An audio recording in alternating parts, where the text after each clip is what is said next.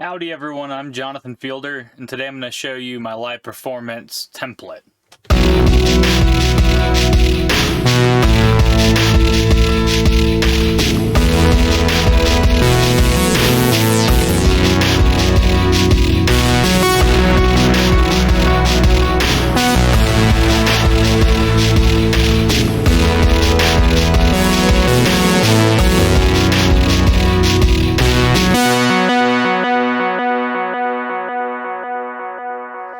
So I made this template to perform all my music live because I don't want to DJ, and I didn't want to have to make a super set every single time I wanted to play a show. So I made this template and I made all of my songs so that they could then fit into this template on the fly. So first I'm going to go ahead and show you the tracks I have set up.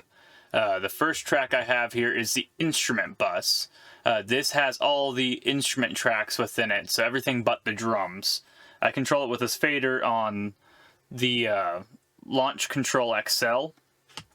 That lets me mute out everything but the drums. So if I was playing the song,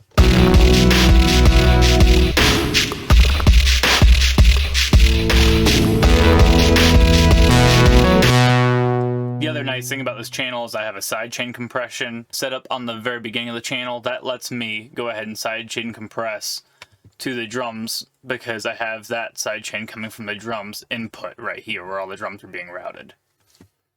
And then I have 3 software instruments because I don't want to play audio loops most of the time. I'd like to play with VSTs or hardware synthesizers. So I have the bass, the mono patch, and the poly. Now what's nice about that is I can either play in the box if I'm doing a set where I don't want to bring a bunch of equipment, and I use Massive for that because I find Massive to be a very flexible software synthesizer. Here it is right here. I make presets that can be triggered through the program of each of these MIDI clips. So see, this triggers program 7. So that way I know too if I'm using a hardware synthesizer I can avoid triggering this clip right here as it would trigger a program, which I have set up to trigger programs in Massive. So if I go to the browser you can see the program list right here from the presets I've made for it. This also lets me change the patches on the fly. So if I were to play just the bass part, for instance, let's mute out everything else.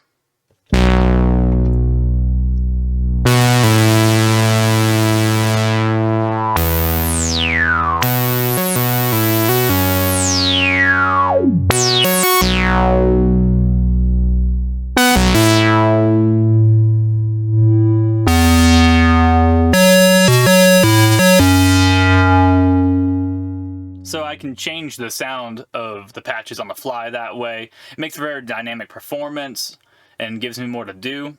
So I can map the main 8 macros to the push.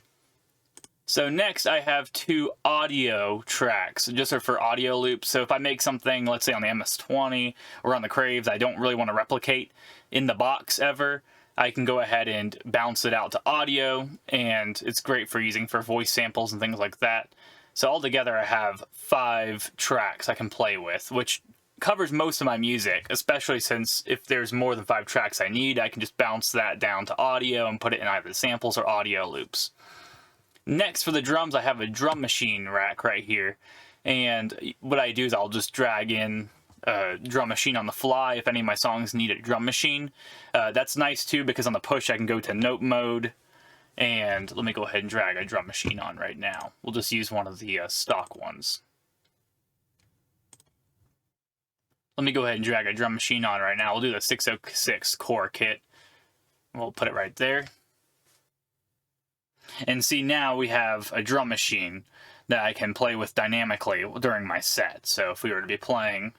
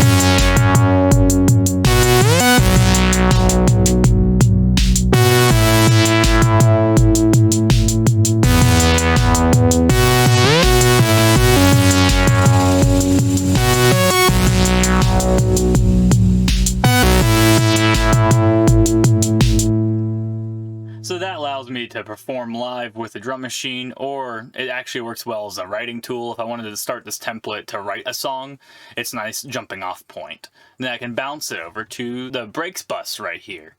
So the breaks bus is a bus track I have made. That's just a grouping of 2 audio tracks that I use for bouncing out my break beats and things like that. So we can go ahead and show that off real quick.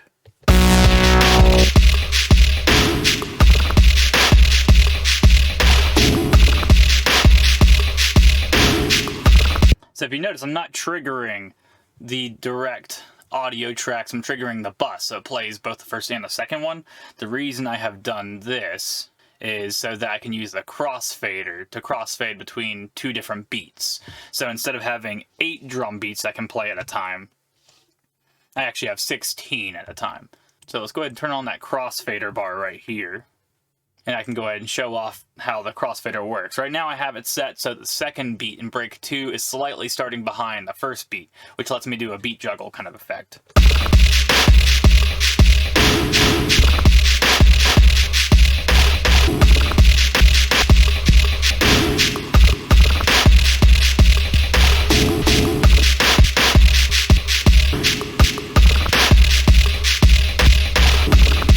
Of course, you could load up break 2 with whatever you want. Another drum beat even works, so you get 16 pads instead of just the 8 pads you would have in a scream, which is really nice for dynamic play. I also have, in the drums in track, a repeater tool set up here, and I have that set up to these momentary switches on the Launch Control XL here. Let me go ahead and show how that works.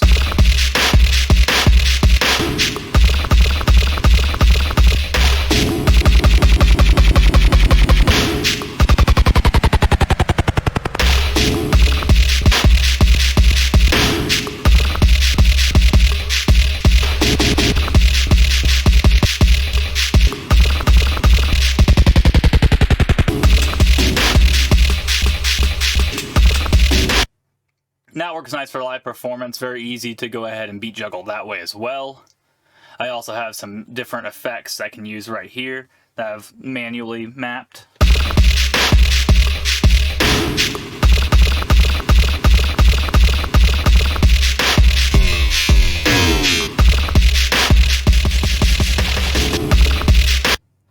And that works really nice for live performance. I can go ahead and make the beat do some interesting things as it's playing. So if you've noticed, I really like the Launch Control XL. It gives me a big surface to work with. I have the sends mapped to it, as well as a multi-filter, like a high-pass, low-pass that I put together. So I'll go ahead and show just the bass part now with some of the sends and filtering. First we have reverb.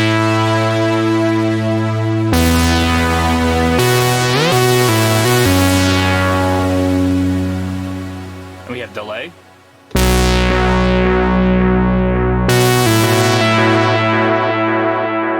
And together.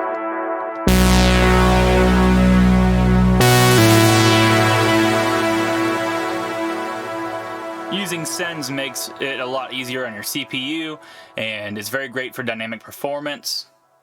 And I also have mapped this multi-filter, so it's a high pass, low pass. I'm gonna go ahead and open that to show you how it works. It's this unit right here.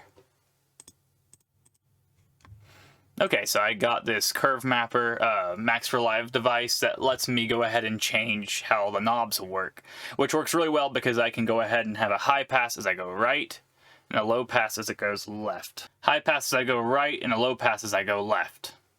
It's a center dented knob. You can see how the curves are working right here. So let me go ahead and play that and show how that works.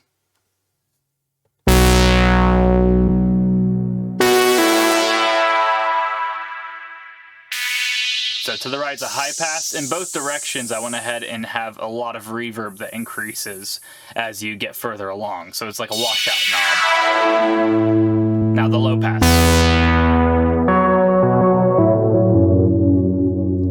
And that goes into the effects of the sends as well.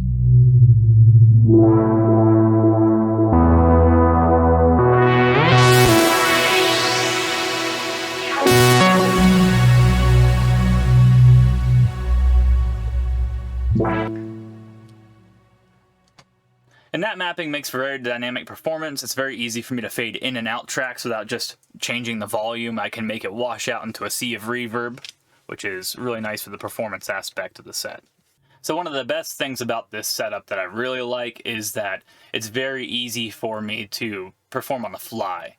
So a lot of people, when they set up live set templates, they end up having to put all of the songs in at once, so that way they have it all ready ahead of time before they play their show. The way I have it set up, I have exported a version of all my songs that fits very well into this template. Now, each of those exported versions don't need all the effects and things like that. It just needs to line up with the audio tracks that I have here. So you can see I tagged them all as live songs with the yellow marker in the top left here. And you can see each of the tracks that I have made that are ready to play live. Now all I have to do is then drag in one of these songs from the left onto the set. I would love to map a button for this, but I have not figured that part out yet. I'll have to write something, I'm sure. So let's go ahead and do Dandelion next. So all you do is drag it from over here, and you can drag it onto the set like that.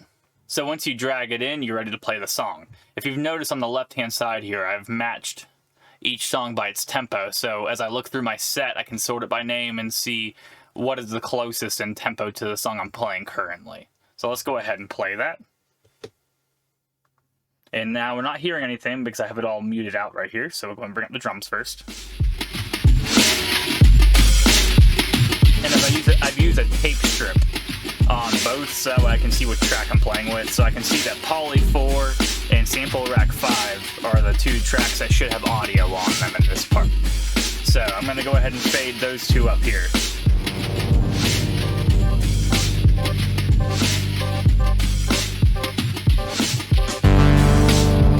We'll add some reverb.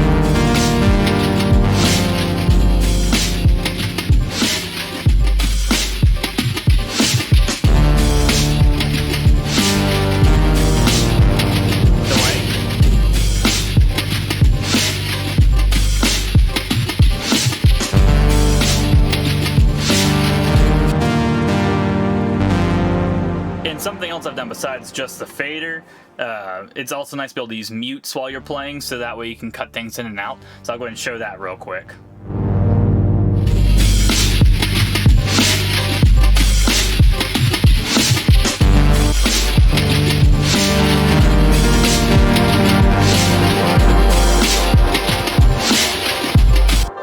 So you can see I cut that out with the mute, which is really nice with the delay.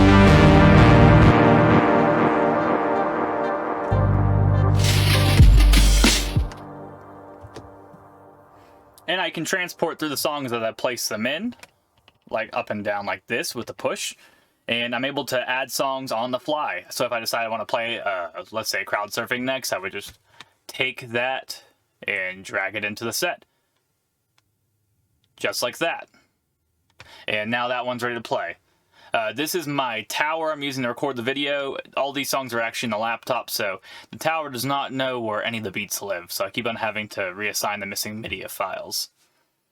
But that's how this works. The main advantage of using the push and this that I like together is I'm not menu diving in the push, and I have mapped the track focus to each of the tracks, and that changes the device view on the push. So let's say I decide I want to look at the bass patch. I can click that channel on the launch control, and the device shows up here on the push. So I have the 8 knobs that are all ready to go to control the synthesizer.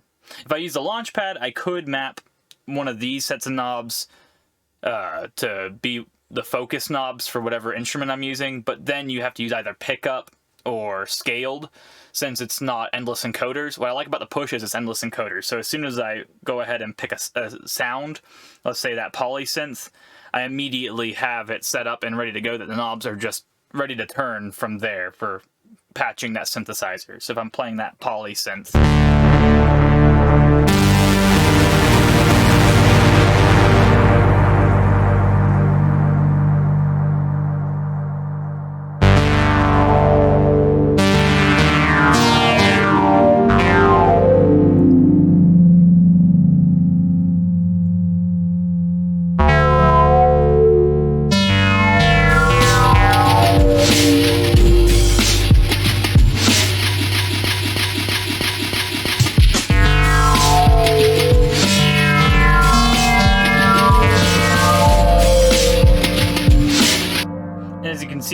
have some things for like the drum machine here. I can like switch on the track for the break bus, and I have already set up a preset for some effects I like to use on there. If I didn't want to use one of these effects here and I want to go deeper into breaking up the drums, I have 8 more set up. But it works very well for switching between the patches, and if I were to want to use, let's say, an external synth like I was talking about before on one of these software tracks, I could then drag in the external instrument from here instead of massive, and that would allow me to patch the MIDI to an external instrument and then patch the audio back through and have all the same effects. So it makes it very modular for going out and playing too. If I wanted to bring the Crave with me or the 303, I could patch one of these MIDI tracks to that instrument instead and patch those on the fly instead of patching in the box. But patching the box isn't difficult either, since I can pick the track with these buttons here and I have everything set up right there, which gives me 8 knobs to control whatever I need to on the synth. And that is how I play live. Thank you for watching the video. If you have any questions, put it down in the comments. I love talking the tech of how this works, and I would love walking you through setting up one of these for yourself. Anyways, thank you and enjoy.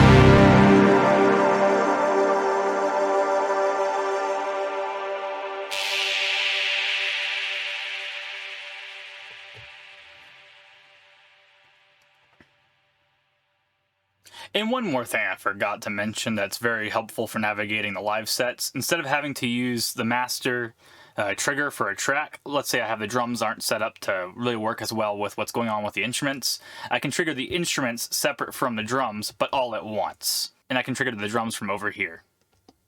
Anyways, thank you very much for watching. You take care.